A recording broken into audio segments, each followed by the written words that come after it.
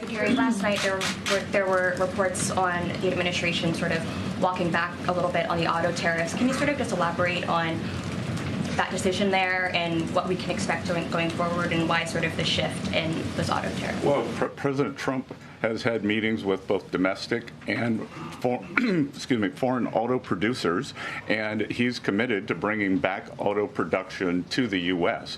So we want to give the automakers a path to do that quickly, efficiently, and create as many jobs as possible.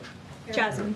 Thank you so much, Caroline. Thank you, Secretary. Back on China, does the administration anticipate supply chain shocks or supply shocks coming now that cargo shipments from China are significantly down? And if so, are there plans in the process of how to address that? I wouldn't think that we would have supply chain shocks, and I think retailers have managed their inventory in front of this. You know, I speak to dozens of companies, sometimes daily, but definitely weekly, and they know that President Trump is committed to fair trade and have planned accordingly.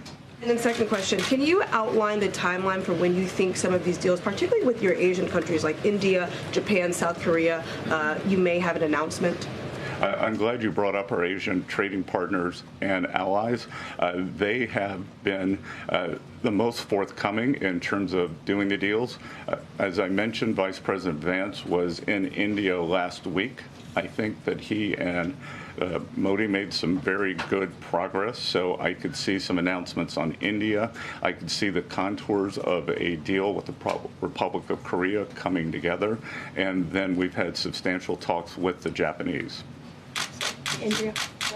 Secretary Bessent, just continuing on the path of the sort of like progress. You said yesterday, I think, that it was could happen as early as this week or possibly next week. Can you give us a bit of a timetable? And then I wanted to ask about South Korea specifically. They've said that they probably won't be able to make a comprehensive deal until early July because of their elections. Japan also has elections. And to what extent are domestic factors complicating your efforts? Canada just had an election.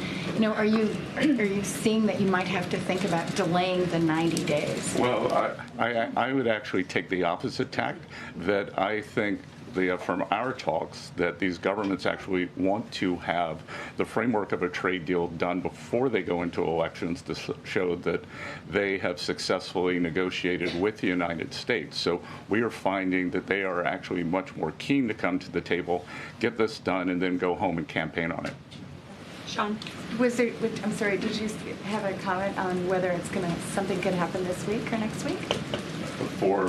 For a deal. So, you know, you said yesterday. Again, I think that we are very close on India. And in India, just a little inside baseball, India, in a funny way, is easier to negotiate with than many other countries because they have very high tariffs and lots of tariffs.